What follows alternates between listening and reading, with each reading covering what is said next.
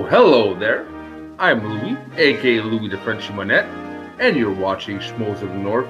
Well, Schmoedown 9 Canada, I should say. Sorry, I'm tired. And today's episode, we're covering 3 matches to cover with me. Well, yeah, apparently a lot of things have been happening this week, so I got my man, Mr. Kaleb Koho. Hi. Glad to be here. Oh, thank you for doing our first crossover multiplex, the Schmoedown. Absolutely. I'm really excited to talk a bit about the Schmoedown about you. We had a good conversation after RSM that maybe thought, you know what, this is the type of guy I would like to have on the show. Yeah, I like the Schmoedown, contrary to popular belief or in my friends group. I'm a big fan of like seasons 4 and 5, and like I've been following it, and so like it's something that I keep track of and that I do like to watch. I have opinions, but that's what every passionate fan says. So. Well, you know what? We love opinions. I love especially the ones that are not mine because it makes for a really good discussion. So, right. Be prepared to argue, sir. All right. Oh, got my dukes up. All right. So I got a stomach, so I can't really fight that much anymore, but I'll try my best. All right. Let's start with our standout moments of the week. I'll start with mine. Lon Harris. He's my favorite thing to come out of season 7 now. Lon Harris, I love the tweaks he made to his character. The professor was interesting. It was okay, but it felt like a shtick. It felt like it didn't belong to Lon Harris that well. And apparently his new character came from him. He introduced it to Harloff, and Harloff loved it immediately. And it showed it came from him and not from the minor Harloff. It really, really seemed to be fitting with who he is, his comments made me laugh all the way. He was really quick-witted, a lot more quick-witted than he was the professor because he seemed forced. What about you? What's your standout moments? I would have to agree with you on Lon. I think that Lon is the best part of the season so far. It feels like I've already said, like, when it comes to like characters this season, a lot of it just feels gimmicky, and I don't see a lot of total development yet. They're trying to do something with Guy, and I love Guy, so like I'm like hesitantly holding my breath to see where we go, because like the idea of Guy not being a heel hurts me. He's my favorite heel ever, so it's like, all right, I trust you, I'll see where you go. But this progression felt natural and felt honest, and it was really fun to watch. That sort of like idea of like the highfalutin trivia player become the just dude guy bro, which works really well with Paul's new character, which is that he doesn't have one.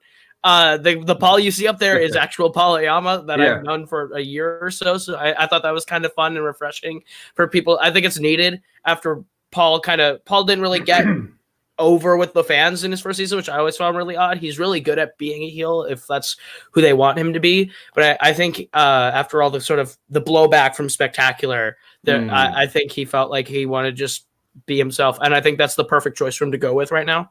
I think people, once they see Paul be himself, are really going to love Paul. He's one of my favorite people, period. So, yeah, and if there's one person who has authority on that subject is you. Paul a lot more than a lot of people.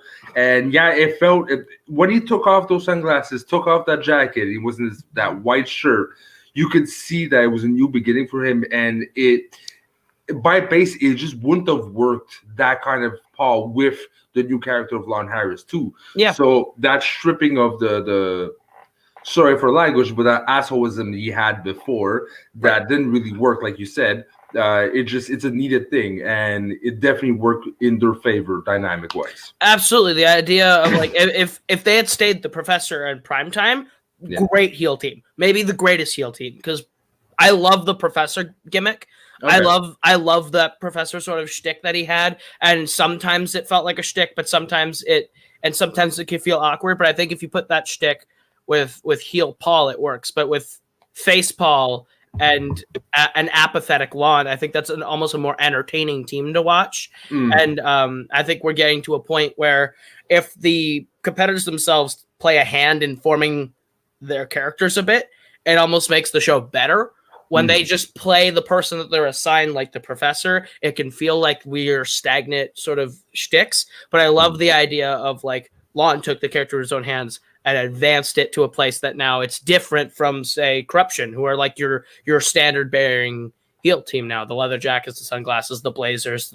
We come in and we are licking lollipops now, which was weird, but it was okay. But yeah, like I love Final Exam. They're honestly now my new favorite team. Yeah, and because it's true. You can only have so many coat wearing, sunglasses wearing, like douchebags in the league, and sadly, Paul Yama was never fleshed out enough that he felt like the second tier corruption wannabe, and now he can be his own self, you know? Right, and that's why I've always found so frustrating was that like at Multiplex we do storylines and trivia, or at least we really try to. And so with Paul, I kind of just like let Paul do whatever he wanted because like Paul was very well established when we started, but he was very open to being like okay with coming in kind of cocky and being the heel, and he cut my favorite promo ever in our leagues. But like so I know he could be the heel. So if they really pushed him to be the heel when he started, he could have been a really unique one. But I think they weren't really sure what to do with his character. And I think him being himself is honestly a smart step to kind of hit the reset button before he tries anything else characteristically. And not just for him, but also to fit in his faction, because with the swag, you know, you can't really be that much of a heel.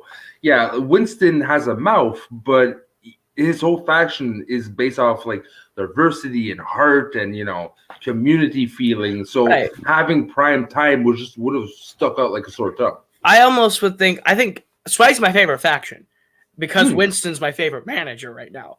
And I think Winston's personality is perfect for managing and actually forming a group of people who can fit. I think Primetime would have fit because to me, Swag is just this group that exudes confidence. RB3 comes in and he owns that room when he walks in because it's RB3.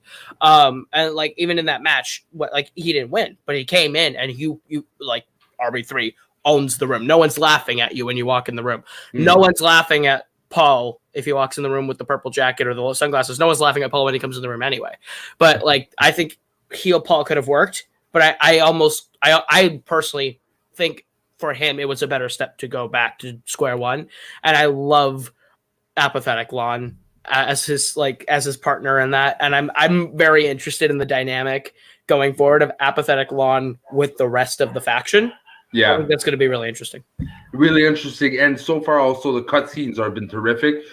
I know it's just going to get better because Lon is a natural actor for those kind of things, and the time that Winston had to pick him up when he was on the ground drinking is again one of my favorite moments of the season so far. Because like we point out before, there hasn't been very much of a storyline. It's starting to pick up, and if there's a good way to start a storyline, it is with the new Lon Harris. I really congratulate them for at least trying to do something interesting, you know? Yeah, I've noticed that too. Just there's not really storylines this season, and that's one of the things I personally love about the Schmoedown is when they have storylines. Like season 4, everything naturally sort of came out of the matches, and then they did the corruption storyline, and even scripted storylines were great. That corruption storyline is excellent. Season 6 started with the storyline, and they kind of ran out of like steam, maybe, or maybe they just had things happen behind the scenes where they weren't able to do that the entire season. But the Guy Action Civil War storyline was interesting for as long as it ran.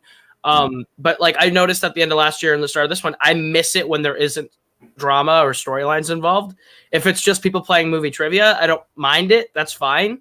But I also really enjoy like the storyline aspects. And so like the only storyline we've like really had is like the real beef in the Finstock exchange, which is what like got me back like invested in Bateman versus Merle. I got more invested in that when the Finstock exchange drama came out than I had in any other match this year. So now also it's gonna be we'll talk about it later, but now this new storyline with the family, what happening with Guy, you know? That's interesting too. That's very interesting because it's probably real life, but also you can take that real life situation and really create some drama, create anticipation of what's gonna happen. It might just be wishful thinking, but I'm really hoping that this is the universe telling Guy to go back to being a heel. Okay, we'll talk about that later. Let's not jump the gun, but on your side, what is your standout moment of the week? My standout moment of the week, honestly, probably the interaction between Guy and Kalinowski. Okay. I really enjoyed that because those are two Mondo heels that we've never actually seen go mano a mano before. And so to see those two personalities, sure, it's a tempered guy, but I would love to see those two face off and have it be a moment where Guy goes back to being an unbridled heel for a match. I know you have to have a good guy or a bad guy, but in this situation, both those heels have such big followings and devoted followings. If you like Kalinowski, you love Kalinowski. If you like Guy, you love Guy. Yeah. So in that situation, you can have a really good heel v heel match and have it be like really fun and have a lot of passion from the fans behind it. And I think that's a match that I'm hoping to see still, and I'm looking forward to seeing eventually, is Guy v Kalinowski. Well, if not mistaken, I think they were supposed to headline Houston. They were, and now we don't know. Now we don't know. Like, that's another thing I want to transition to. Like, probably we all know now, if you haven't, well, breaking news. Well, the coronavirus is happening, apparently. So there's a lot of measurements that they have to adapt. Hell, even in my province, almost no one's working or getting out, and we'll only have like 30 cases. So it's a reality they have to deal with. And sadly, the free-for-all is going to be very limited. A lot more live streams, but no more crowds. But no more crowds means no more Houston, potentially. And there's a lot of, like, halting. So we don't know what's going to happen with that Guy versus a Kalinowski match. But it sucks because it kind of like halts the momentum season 7 was having sports-wise. I know we're talking about storyline, but sports-wise, it was really advancing well. And I feel that's going to put the brakes a bit on the excitement. Yeah, absolutely. Obviously, we got to focus on health before we focus on entertainment, but I think... no, to the death. To the death, no. I personally am excited that they're at least still live streaming. That maybe this means we're going to get more Schmoedown throwdowns than we get anything else now, which is totally fine. I personally don't mind watching it on my TV here and just enjoying whatever they put out. But I think it's going to be interesting to see how they have to adapt scheduling wise, how they have to adapt people who come in from out of state now. Are they going to get to play more matches now since it's traveling and that involves bringing maybe the coronavirus with you? Like, I don't know how it's going to work. Maybe it's limited. Maybe the roster gets cut down a bit. But overall, I'm interested to see what the adapting looks like. For the long distance players, they might have to go the multiplex route. They might have to webcam certain matches. Yeah, maybe. I doubt it. I don't think Christian would allow them to roll back production that way, because like the Schmoedown is a full scale production, multi-camera setups and all sorts of stuff, and the studio feel is what makes that work. Multiplex works webcams because it's a necessity, and we do the best we can with what we've got. And so I think if they went to that, that'd be fun, and I hope he calls me. Because I'll give him advice on rules involving webcam, but otherwise, not to say like I'm the expert or anything, but like experience wise. At the same time, like there's factions that are at disadvantage now because rock stars mostly are like long distance. JTE and like a couple of players are not close. So if she wants matches in and this lockdown lasts for the next 4 or 5 months, they might not have a choice to find a way to do long distance because it's high productions, but desperate measures equals desperate times. Sure. So there might be some changes even more drastic than we were expecting. True. I mean, you could see it. I wouldn't hate it personally. I'm accustomed to it. A lot of the stuff we make is webcam based. Obviously, this is webcam based, and I have no issues with it. I personally love it, especially when you can play with all the different things that you do in StreamYard. You have to get creative. So, like entrances and stuff like that, it's always fun to play with. So I'd be interested to see what they do. Yeah.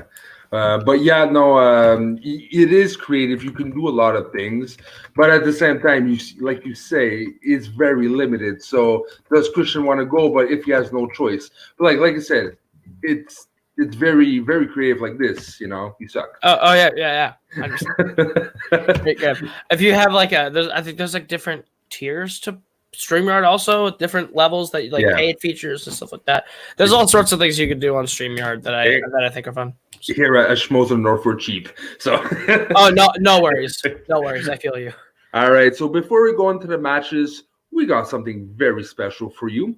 I forgot to mention at the beginning of the episode, but we have the one, the only, the rookie sensation that you know a lot about, Mr. Robert the Spider, not the Hobbit no more, but the Spider Parker. Now, Dave, switch it up. Well, hello there.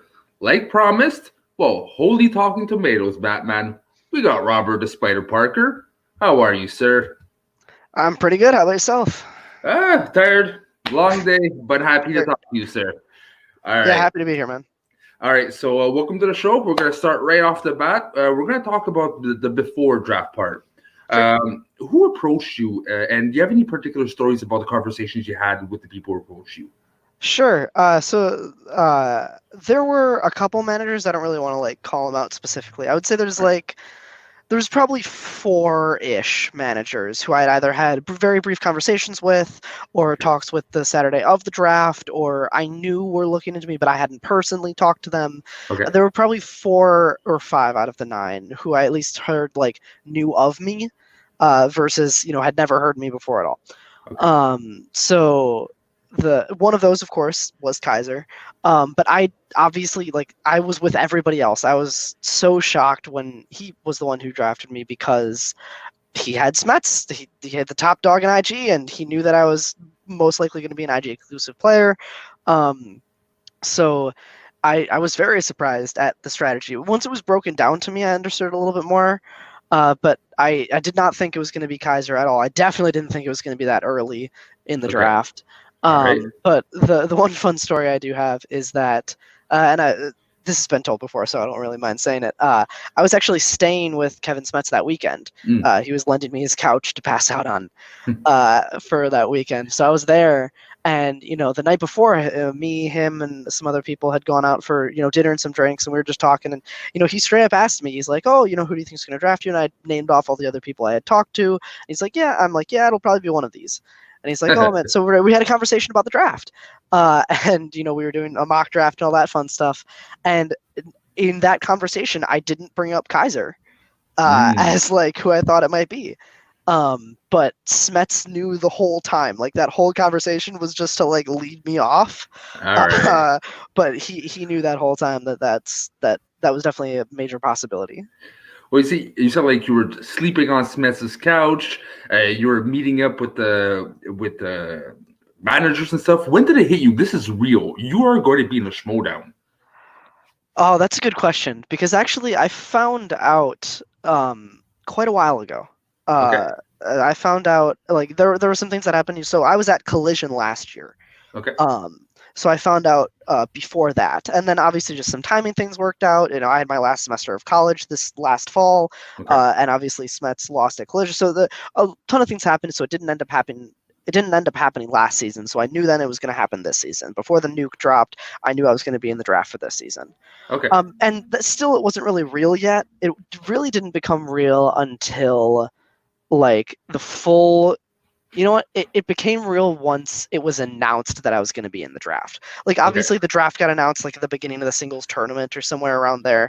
But once Christian went on SEN and backstage, and once the hype actually started, that's when it became real. And then it got even more real when I was sitting in the Comedy Store and surrounded by Schmoedown, when it was actually happening.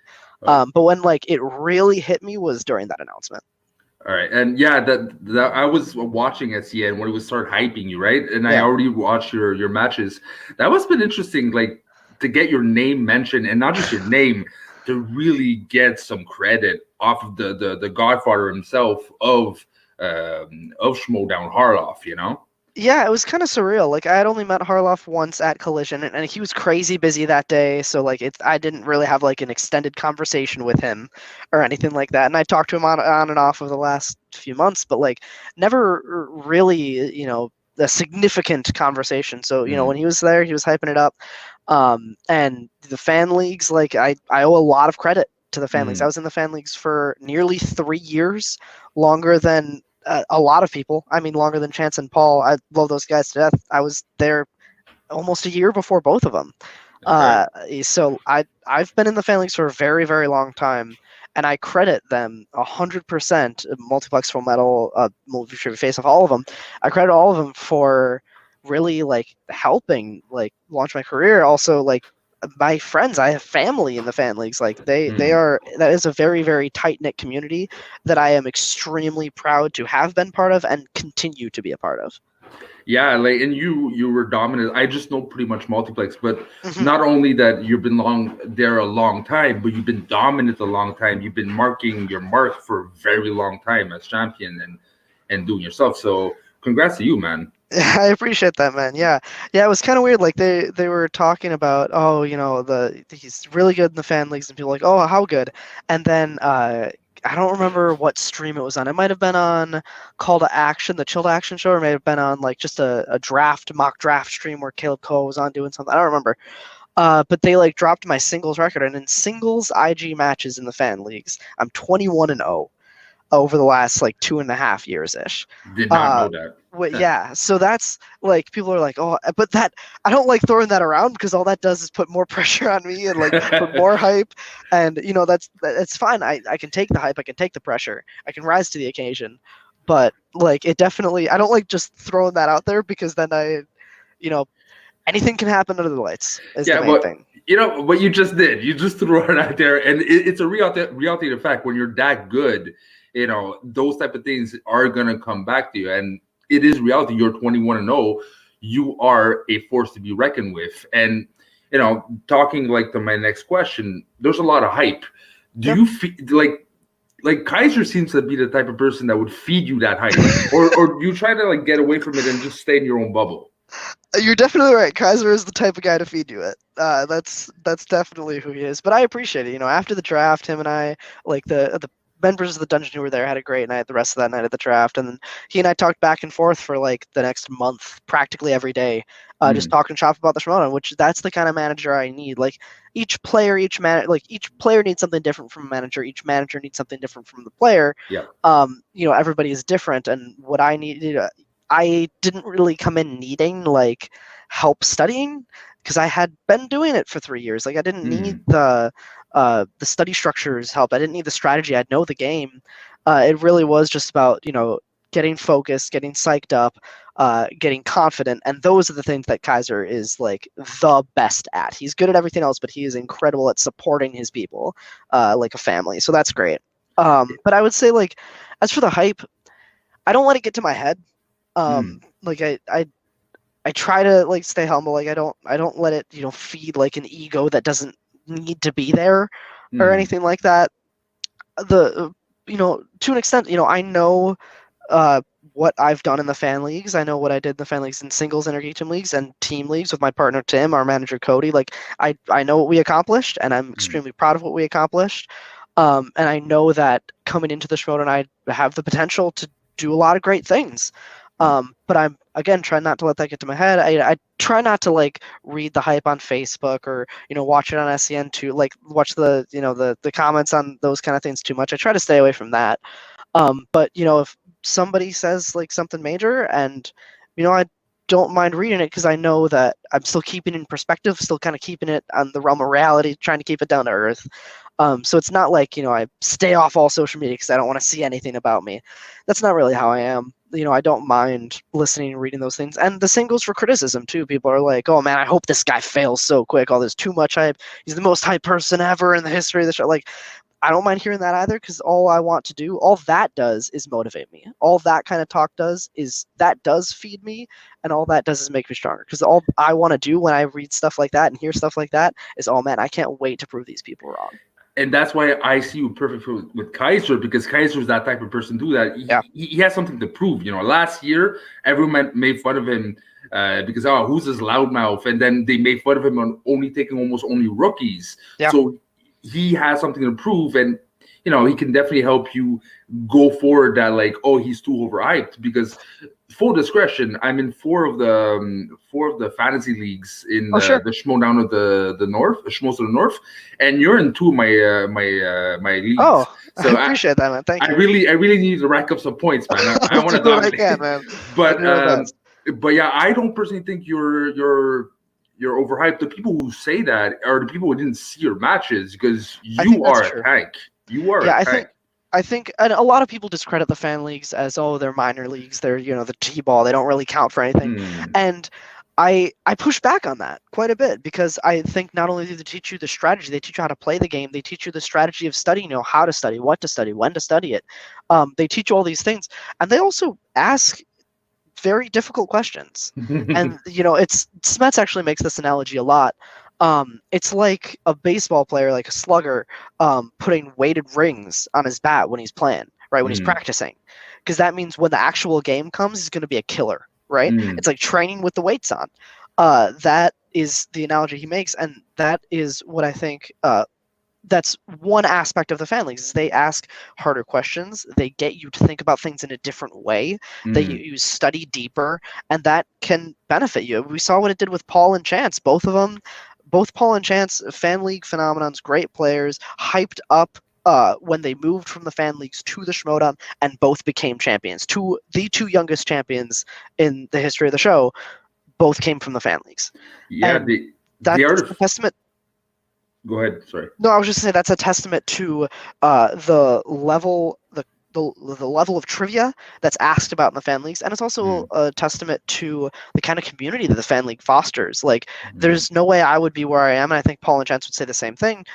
There's no way that we are where we are without the people in the fan leagues who helped, like, not only promote us to, like, say our name over and over to, like, try to get on the show, but also just be like our friends and be just a supportive community. When we need help training, whether it be for a fan league match or a Schmoedown match, they're the people who are there. That community is something that I will always stand by. Yeah, and I agree. I personally think that it's because of the fan leagues, Schmoedown transition to just pure knowledge to studying. A league that you need to study is because of the fan leagues. They implemented It's definitely a big reason. Absolutely. Yeah, they created, I find, that aspect of the game, and it followed through in Schmoedown. That certain players saw, like, oh, look where they're doing. Look at their questions. I can't even answer the questions. I would have to study like they do, and it got brought onto Schmoedown. Absolutely, yeah. And the fan leagues are a slightly different format too. A lot of them, Multiplex especially, like, they have their own. The Fandom Fights is the division I played in. It's like an accentuated IG division. They have their different format. Movie Warzone, which is their normal, like, singles and teams league, they have their own format. So not only is it, you're learning a different strategy, because if the format's different, the strategy to play the game is different. But when it comes to the knowledge and trying to improve your knowledge, perfect your knowledge, that definitely, there are a lot of things that can be learned from fan league players when it comes to studying. And I can't wait to see the evolution of the fan leagues, like, from now to 5 years, how different it's going to be, and also the Schmoedown, because I truly believe that this is the beginning. I feel like I'm in the 70s and 80s of WWE, supporting a very niche thing, and 20 years, 30 years after is this huge thing. We are the supporters of something very niche, but I really do expect it's going to become big, and it's going to become a real supportive sport in the future. Yeah, man, I know what you mean about, like, getting in early. Like, I started in the fan leagues in 2017, I think, was my first match. The fan league started at the end of 2016. I started in the beginning of 2017, and it was 3 years ago. So I was 18. Like, I started when it comes to the Schmoedown, when it comes to fan league communities, when it comes to, like, the movie trivia thing. That's something that I've been a part of for most of my adult life. That's, like, a huge part. So I definitely understand what you mean about, like, watching it grow as the community grows, for sure. And I feel so old right now. Sorry, man. All right, and talking about, like, the transitioning from fan league to Schmoedown, what do you think you have to adjust the most to really get ready for the Schmoedown? Because, like you said, it's pretty different. That's a great question. I think I would say playing live. So a lot of times people say, "Oh, the lights get to you. Oh, the audience gets to you." I've been a performer for almost all my life. I've been doing stage theater since I was 7. I've been doing stand-up for a year and a half. Like, I've been doing the performing magic since I was 10. Like, performing is something that I love doing and have been doing for a long time. But I will say I do think that there is a slight difference between playing on a couch or at an office desk in your basement alone. Obviously, you have the eyes of the fan league communities on you. You have the eyes of your partner and the hosts on you when you're playing in the fan leagues. But that really is it's different than I think that is probably different than playing on the desk. Like, I don't think it's the lights that would get to people. I think people just say that because it's an easy phrase to kind of go for. I think it's just the pressure of the moment, because most people coming into the Schmoedown now are such big fans of it that finally sitting at that desk and being like, wow, I'm here. I imagine that is a huge equalizer, and if you let it, I would assume that can really get you. We've seen it happen before. We've seen the moment get to people, the pressure of the moment. And playing, you're sitting there. I can imagine sitting there with 30 people in studio just watching you versus only the people on the other side of the screen watching you. I can imagine it's a different kind of pressure. And also, the fan leagues do promos, and we do some stuff with storyline, and we do post-match interviews. But I imagine that those kind of things are also different in the Schmoedown too. I actually want to talk about that. Like, obviously, you can't reveal too much, but how much? First of all, how much is magic going to go into the introductions, into the promos and stuff? Are you going to really integrate that, or? A little bit in the promos, a little bit, I think, but not too much. Like, I'm not going to sit there and do magic at the desk. I think I love doing it like backstage and at the after party, like stuff like that. I love doing, but I'm not necessarily like. I think to an extent it feeds this idea that, like, I'm a 12-year-old kid coming in here and doing that, which, while it's a narrative that may seem true, it's not really like the character that I'm trying to be. It's not the narrative I'm trying to push. That's not really like who the Spider is to me and Kaiser. Like, that's just not. I think that it de-ages me a little bit and makes it look like I don't take the game as seriously. So a little bit, but not too much. But yeah, as far as transition from being, a fan playing in the fan leagues versus playing the Schmoedown, I mean, the trivia is pretty, like, just prepping for matches, prepping the trivia, studying up. That is pretty similar between both. I would say, yeah, the biggest thing I imagine would probably be just the pressure of the moment, because more eyes are going to be on it.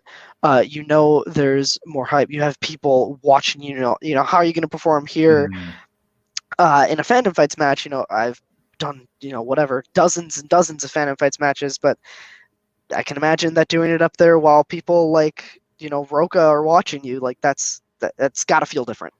Not just that, there's a difference between a video that has 200 views and a video that has like 10 to 15,000 views, Yeah.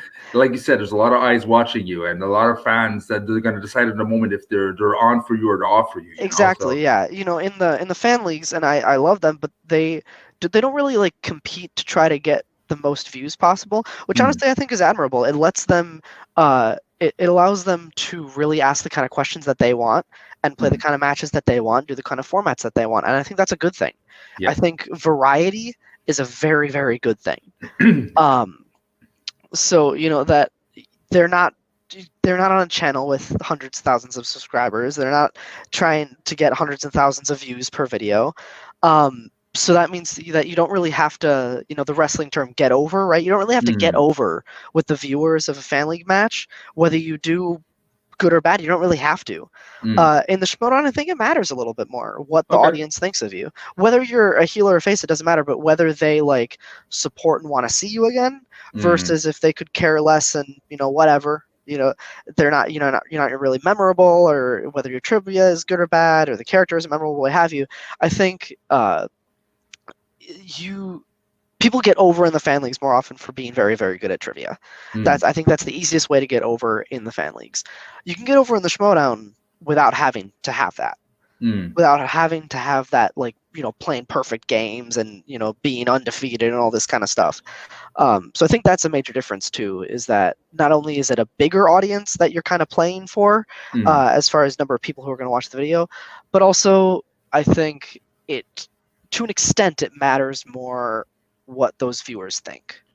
And talking about like character-wise, again, I don't want to go too much in detail because I want to be surprised, and I think the audience too. Yeah. But how much percentage of you that's going to be there, and how much of a character is going to be there? Like, what's the percentage? That's I would say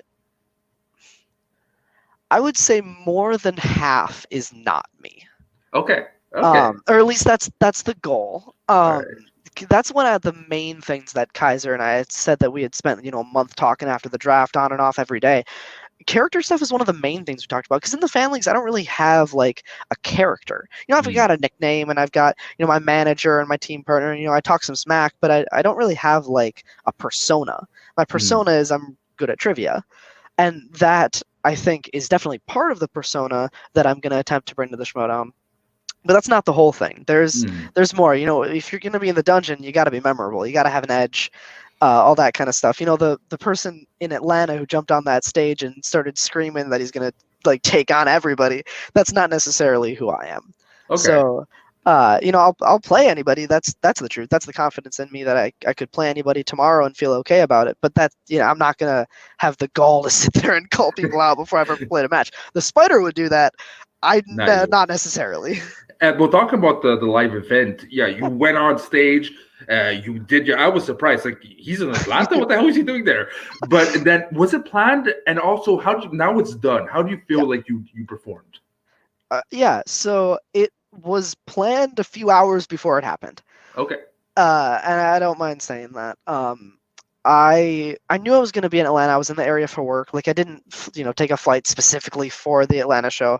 I was in the general area for work, and I decided to come in for the weekend because I wanted to see the show. And I wanted to be a part of the show. I had some friends there. I wanted to, just hang out with Schmoedown people, hang out with fans, all this kind of stuff. It was a great weekend. Hanging with the Schmoedown casting crew, hanging with fans that were there just like me, just like I was. And I got to do stand-up Friday night, which I'm very thankful to Mark Ellis for letting me have some time on that set. Nice. But as far as the crash itself, I was talking to Christian before the VIP pictures started. He was like, "Oh, who you got?" And I told him who my picks for the night were and all that kind of stuff. He's like, "Okay, I think I'm gonna," whenever. There's a time you can look at Christian, you can kind of see the wheels turning in his head, right? His mind is always on. He's always got that promoter brain going. So we talked a little bit about potentially crashing. What scenario would I do it? Would I not do it? Came to the decision that we could do it. He gave me some notes about what to say, how to do it. Because obviously I'd never really crashed before. Like, nobody in that theater had really seen me outside of the draft before, which was a whole 30 seconds. Like, it kind of different. So, we planned it out a little bit. I planned it with Dwayne Burke is one of the camera operators for the Schmoedown, and he's great.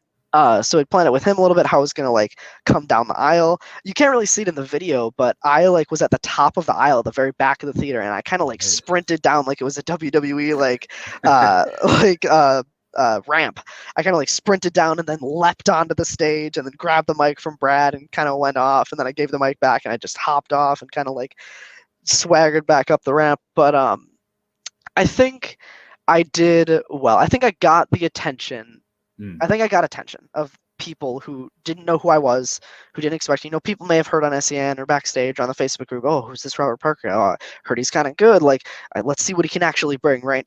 I think when you, as a rookie who haven't, rookie, I've played a lot in the fan leagues, but rookie for the Schmoedown, as a rookie, you come in and you haven't played yet, and the audience hasn't seen you yet, and the players haven't really seen you yet, and you come out and that is your introduction. That gets people watching. That is a message for the dungeon that gets you on people's minds.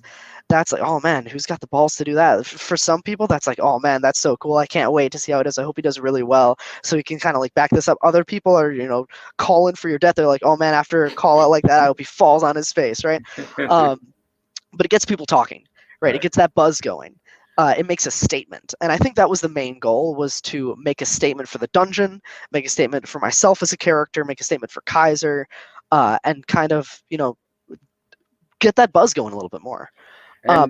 As far as how I actually performed, I think I did good. I don't think I did great. It didn't end up in the final cut, but in the live stream cut, you can kind of see it. There's a point where one of the audience members kind of shouts something at me, and I break a little bit. I crack a smile, and then I try to get back into character and go for it again. So I think I did good. Not great, but I think enough to do what I needed to do, enough to make that statement. And also, for a second, I want to talk to the Spider, okay? So Sure. I want you to take the Spider in camera. Sure. For the naysayers out there for saying Dungeon is 2-0, they're going to word they're the suckiest team faction out there. What do you say to those people? I say Kaiser's got a plan. All Kaiser right. knows what he's doing. Kaiser's not an idiot. Last year, you saw Kaiser take two rookies, two people that had never played a Schmoedown match, and he took them to championships. Paul and Kevin, he took from 0-0 to 5-0, 6-0 runs to championships, and he ended the season with a champion. All right, if you're discounting Kaiser because he drafted rookies, that's what he does. He takes rookies and makes champions. That's exactly what the dungeon's going to do. You all are sleeping on us. The season is 3 weeks old. You just give it some time, and I promise you the dungeon will be on the top. You heard the spider here. You guys are underestimating them. You are going to see you are wrong, okay? Yeah. So thank you very much, Spider. Let's go back to Mr. Parker. All right. So just to get a bit to know you a bit more on a personal level. Yeah, Schmoedown is fun, but we're all movie lovers. We started this passion because we watch probably way too much movies for our own good. Yeah. If movies, this is a question I ask every guest now. If movies were to disappear in less than a week, what would be your top 3 movies to watch as a final goodbye? Yeah, this is such an interesting question, right? Because it's not necessarily asking, oh, what are your favorite 3 movies? That's not necessarily what it is. Yeah. I would say number 1 is The Princess Bride. Okay. I think that is a movie that really exemplifies like why I fell in love with movies as far as comedy, fantasy, all that kind of stuff. It's a Wonderful Life, which is my favorite classic, and it's one that I think has such a good message. And the last one, man, I think I'm gonna say The Lion King. I wanted to do something animated, and Lion King has incredible music and incredible animation and a really good story. So those are going to be the 3. And I may change it tomorrow. That's a rotating thing. But that's a very, very interesting question. But you see, I'm surprised because not one IG movie. Yeah. Not one IG movie. I thought when I first heard the question, I thought about maybe doing the Lord of the Rings trilogy. I'm not gonna lie, but that seems like there's so many other movies. Why one full story? I don't know, but yeah, that's Princess Bride is close to an IG movie. It's in the realm of fantasy, that kind of thing. But yeah, I'm gonna break your heart, but I don't like Princess Bride. It's you're killing me. I know. It's one of those movies that if I would have watched it when I was younger, I probably would have fell in love with it. But I watched it too late. Yeah. I have movies. I have a lot of movies like that too. I even have some IG movies like that, like classics and the idea of comic book movies or fantasy movie, what have you, and they are just not my movie because I didn't grow up with them. All right, and just going off script since we have 2-3 minutes left. Yeah, of course. If Christian would come to you and say, "Look, I already talked to Kaiser. Kaiser says it's good. I want you to choose the faction that you have the main rivalry for the rest of the year. What faction would you choose to be like? They're our main villains." To be our main rivals, that's a great question. I would say maybe the Rockstars, because I think Kaiser and Roxy have had a feud since day one. Since Kaiser entered the league, and since Roxy was with they talk a lot of smack to each other. And I think that she's got some IG players, so she's got some people who I know are going to try to come into IG this season. And I think that's where the dungeon's strength lies, especially with Kevin. He's the champ right now, of course, right? But I think I think both of our rosters, both the dungeon and the Rockstars, have players that would kind of match up pretty evenly. So I think that'd be a good rivalry. That plus I call out Alex Damon in front of his parents. So all right, and you know what? You pretty much did so, and that's one rivalry I can't wait to see is you and Damon, because technically he's a rookie in IG and you're a rookie. Yes, he has something to prove. As much as I like this performance, I still don't think he's a threat, but I think he has much more to show, and I think you are going to be a dominant force there. So there's going to be a very interesting clash. Thank you for that. Personally, I would love to see the Burning Droogs versus Dungeon. That'd be a good one too. Two of the loudest faction managers going against each other. Admittedly, 2 very strange drafts when you think of when you just look at them on paper. Yeah, no, that'd be good. That'd be good too. All right. Well, that pretty much concludes our interview together. Before we go off air, is there anything you want to plug today, sir? Yeah, you can follow me on all social media at RBRTPRKR98. It's kind of a weird handle. It's my first and last name, no vowels plus a year. Other than that, you can check out all of the stuff that all the fan leagues are doing: Multiplex Entertainment, Full Metal Trivia, Movie Trivia Face Off. Those are the three main ones that I participated in. But really check out all the fan leagues. It truly is an incredible community, and I owe all of my friends and my family in that community. I owe them so much. So definitely make sure you check out all that stuff. All right, so thank you very much for your time. And by the way, you are looking to the future champ of IG. Sorry, Smets, I know you're the same faction, but I really, truly believe in this kid. So thank you very much, and till next time, sir.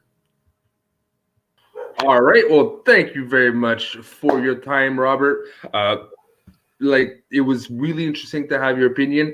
And next week, we have an even more interesting guest. We're tying everything up together. You'll see who we're talking about. Stay tuned next week. All right, well, back to the matches. Let's start with Corruption versus the Family. The Schmoedown itself. Wow, that was a hell of a barn burner, a hell of an atmosphere. And I don't know if you listened into backstage. There was a lot of on the stakes. Guy knew already that this was make it or break it. Right. Everything was on his shoulders almost. You know, it wasn't like he had weeks to prepare. Christian and the Godfather went to him and said, if you lose, he's retiring. So right off the bat, that put some stress on Guy, and it kind of showed. Oh, absolutely. You could see it. You could see there was something a little bit off about Guy the entire match. Not necessarily in like performance, but just you can see the pressure was on him even harder, and that explains a lot. Is he knew ahead of time, obviously. But I think there's another big sort of controversy behind the match that I about like the questions around too. That I as a question writer, I was a little like I felt bad because I understand that like when people don't like your questions too easy, too hard, it's all subjective. And I want to come to the defense of that team for a second for the Coen Brothers questions.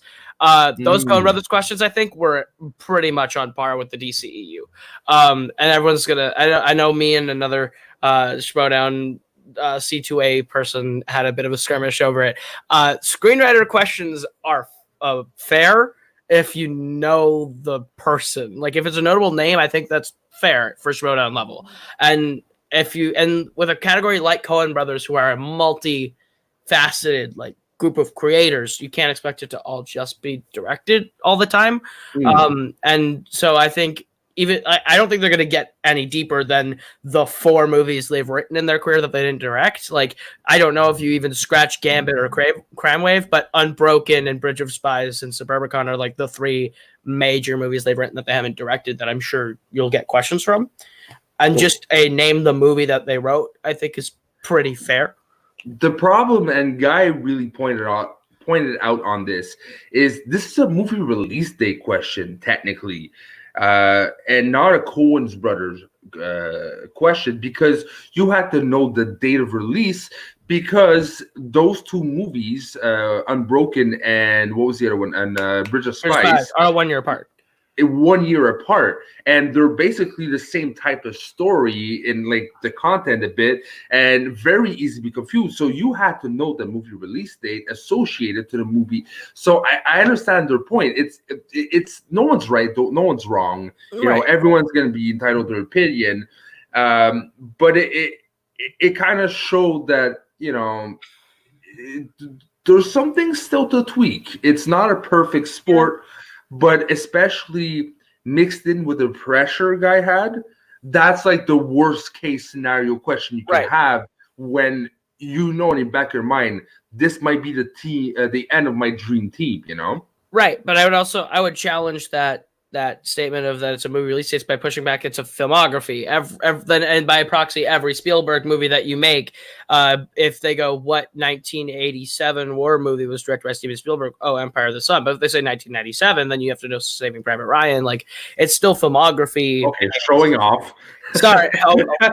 Sorry. No, but I'm saying like from like a filmography standpoint, that's just kind of the questions you're going to get. If you know you're getting writer questions, then you should familiarize yourself with which ones they've written and not directed, and so on and so forth. Sure, those two are both war movies and they're a year apart, so I understand the confusion, but I don't think it makes it unfair or a trick question because they gave you the year. If they said what war movie was written by the Coen brothers, or like what Cold War movie or whatever, then I can understand a little bit more the trickiness of it. But they gave you a lot of information to point you in the direction of what they were looking for. So I don't blame them for missing it because they're like Schmoedown players are not accustomed to screenwriter questions yet. That's something they haven't gotten into as of late. Any like who wrote this or what movie was written by these people sort of realms. So I don't blame them, but at the same time, I don't think it's a bad question. All right, and we're gonna have to wrap this up because, like we all know, the interview with Robert the Spider Parker is a bit longer than usual. So for the corruption, that was the big match. It sucks to see McQueenie, but apparently it was planned. I don't know if he was so retired if they would have won, because apparently it's a very big scheduling problem. But yeah, it sucks. One of the big ones, but he was whittling down. Sam was his combination. Without Sam, it's like I don't know. It just didn't fit anymore. That great sports partner just went away, and he had a couple of slam dunks, but that's it after. So it sucks, but it is what it is. Yep. Yeah, I mean, having a legend like that hanging up is rough, but I think you were right. I don't think there was really anything left for McQueenie to do in his career except try and chase the belt back, and he and Guy just had a couple missed shots, and they ran out of time, which is unfortunate. I think Guy's chance to get the belt is still very well ahead of him. He's got many years left to play, but I think McQueenie has big opportunities to take, and I think he has to take them. Yeah, and the round one pick is out.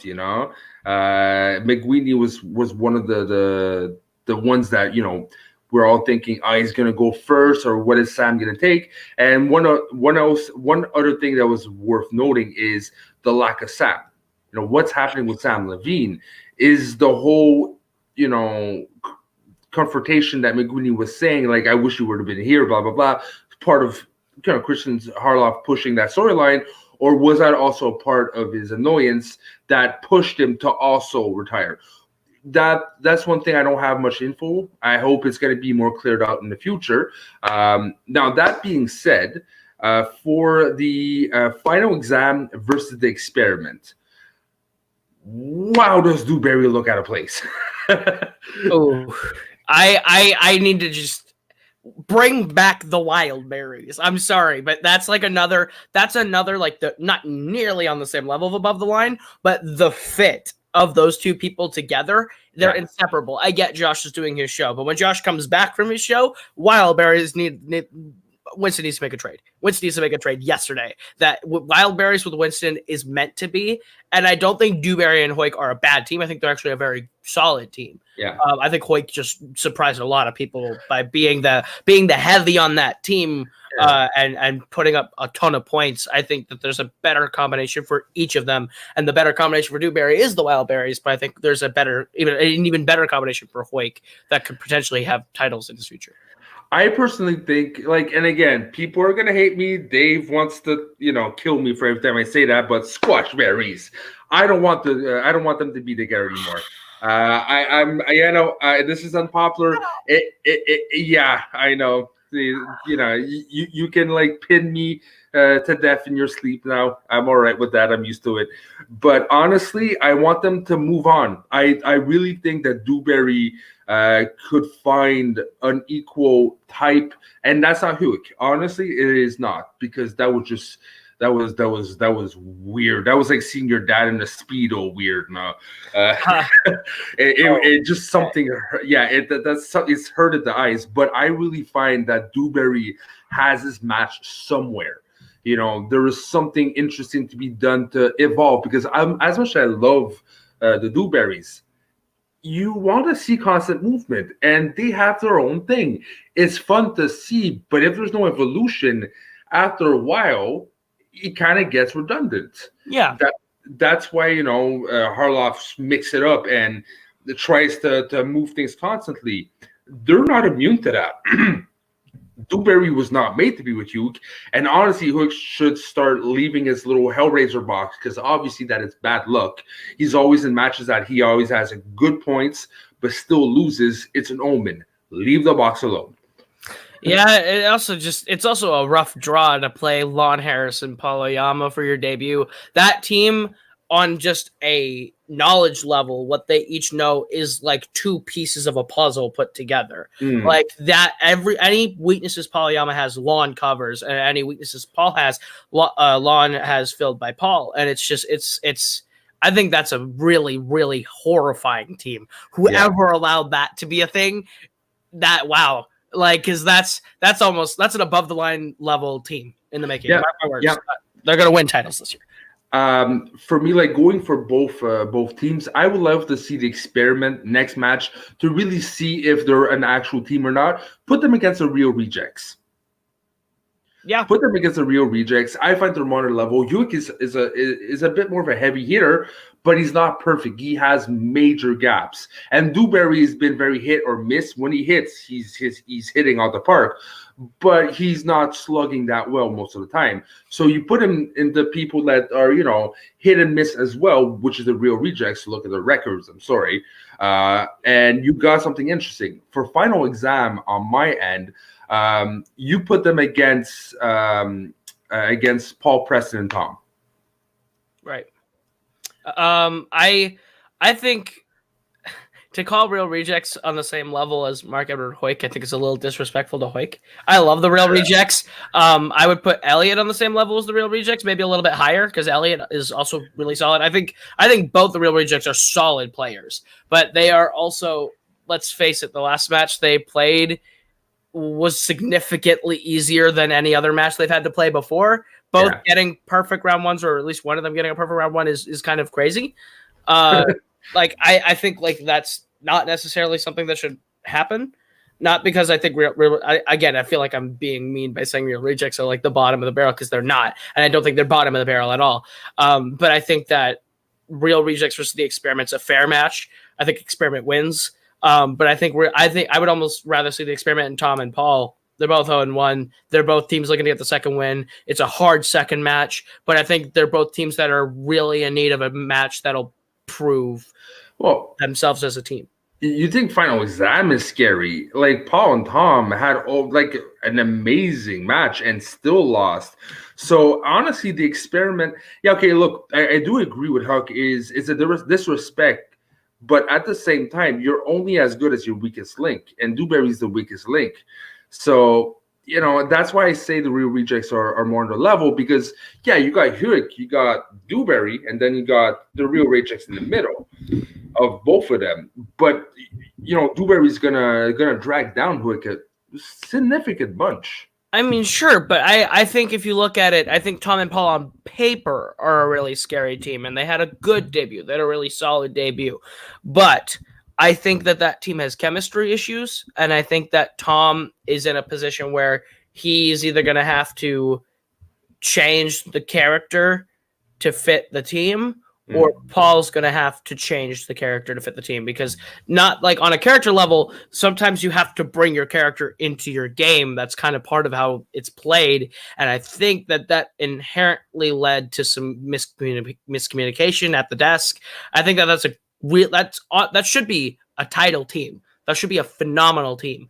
But the fact that they lost to Whitney Seibold and Alonso Duralde is really shocking, because to me, they're both Whitney and Alonso are both excellent team players, but they were both, to me, the B player on their team. So to put two B players together like that and have them beat the two A players on their teams put together was kind of crazy. So I think if you put Tom and Paul versus the Experiment, it's a fair match where both teams had really good debuts and are about the level that they all are. And I think they both need that really hard second match that'll prove them as a team. Because if Tom and Paul lose to the experiment, that's 0-2, and that'll maybe they'll have to look at their manager and go, maybe this team pairing is great on paper, but it doesn't work. Something needs to change. Or the experiment the other way around, 0-2, we played 2 really hard matches, but something isn't working. Maybe we need a new partner for Hoik. Like I think that's the wake up call match where whoever is the really, really good team that wins is the one that deserves it. And honestly, you said something about Deep 13. I called it before, and I'm still going to call it. People are sleeping on them before they start doing the match and still saying, that was an anomaly, the B team. They were the B players, but that because they were always overshadowed by their partner and the lack of experience, etc. There's a reason why they're on 3 of my 4 fantasy league factions, and they're racking me up some points. Right.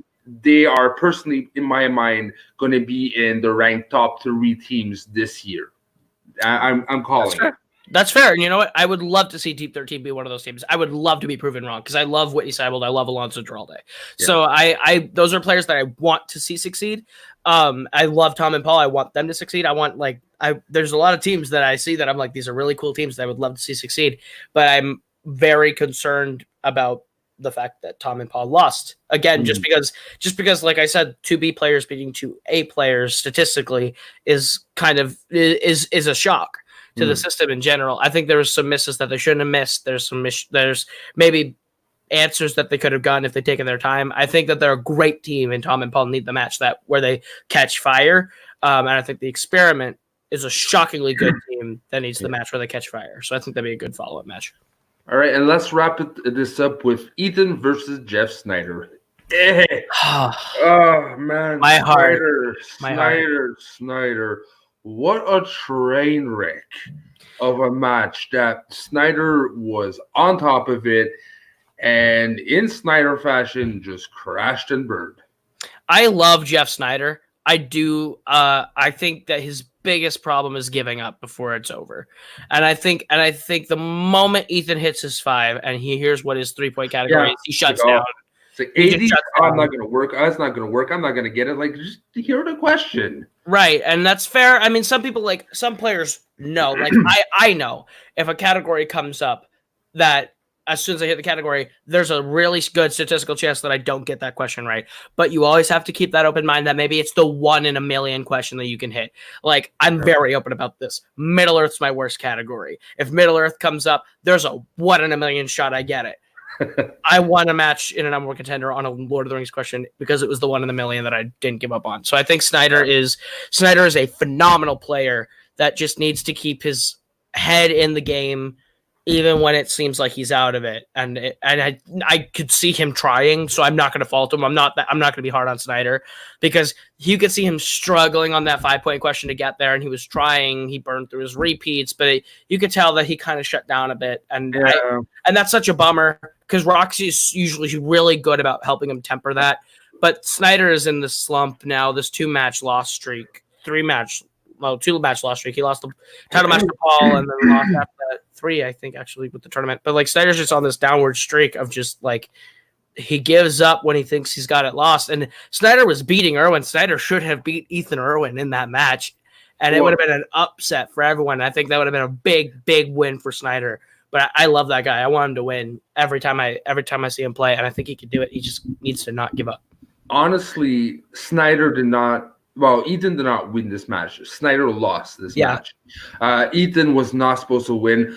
RMB, Robert Meyer Burnett, is lucky as hell that his team is performing the way they're doing because it's not a known secret. He's not the most involved manager, and there's a lot of complaints. And yet, they're still winning. So, especially if James White starts killing it, he's a mad scientist. He found his team that people were saying, "What are you doing?" And he might be the brilliant guy that no one likes, but still is winning. I'm gonna call my shot again. James White's a guy I've seen play. I've beaten him. He's not good. He's not that good. James White's an okay player. That was a reach of a draft pick, and I'm calling it now. James White's team is going to be carried by his partner, and James White singles maybe win his debut. He's not winning the second one.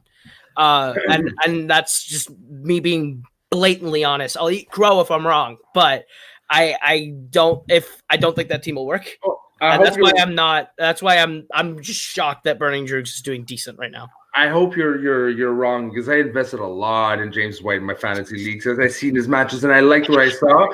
So but at the same time, yeah, you might be right, because if there's one faction that, if he needs a lot of studying and support, the Burning Jewels might not be that team. If he was on like the Rock Stars or, the Den, or he might have some good evolution. Maybe. But you're with the Lone Stars, have good luck, kid faction. And then, right.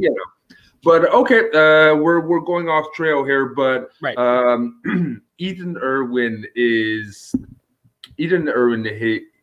was good, but I think his season that he hit high, that was the season. I don't think he's going this far this season. It's very clear that Ethan's not in battle ready shape yet.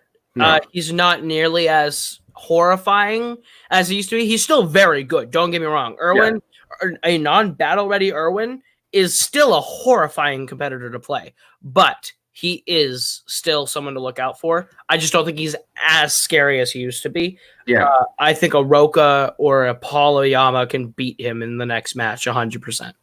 All right. Now, to close it off, before we go, one question to you. Yes. Where do you want to see Guy be traded in? If Guy gets traded, honestly, would kind of love to see him go to the Rock Stars. Just because at the the storyline last season of apparently Guy and Roxy being tight was never really explained or explored, and to see Guy be a rock star would be kind of interesting, and maybe pair him up with Jim Vejvoda. If Jim Vejvoda shows up in back end teams, could be a really cool combo. I think there's a lot of possibilities for Andrew Guy in the rock stars. I say I'm gonna go a bit left field, but I would love to see him in the dungeon. That could be. I would love, and honestly, put him with a zipper, or put him with also one of the newbies that they can hit. People are sleeping on her, but what's her name from Glow? I forgot her name. Oh crap! Yeah, this is why I don't play TV trivia.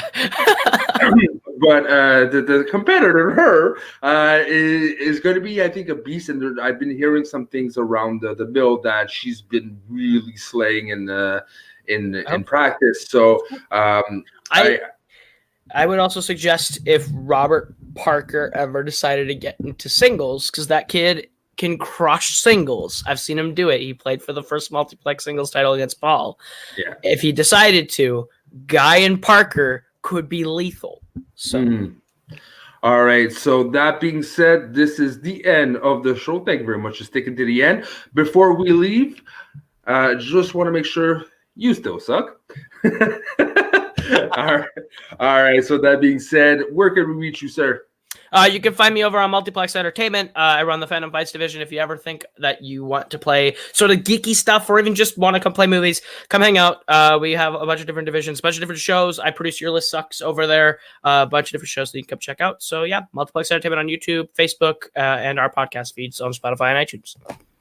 All right. And don't forget to subscribe to this channel and also the Schmoes of the North Facebook page. If you want to reach me directly, go on the Northern Schmoes Twitter, Schmoes of the North. That being said, thank you very much again, Koho, for doing this last minute. Really appreciate it. It was different vibe than usual, and it's always enjoyable to have a different vibe. Oh, absolutely. Thank you so much for having me on. This is fun. All right. See you, sir.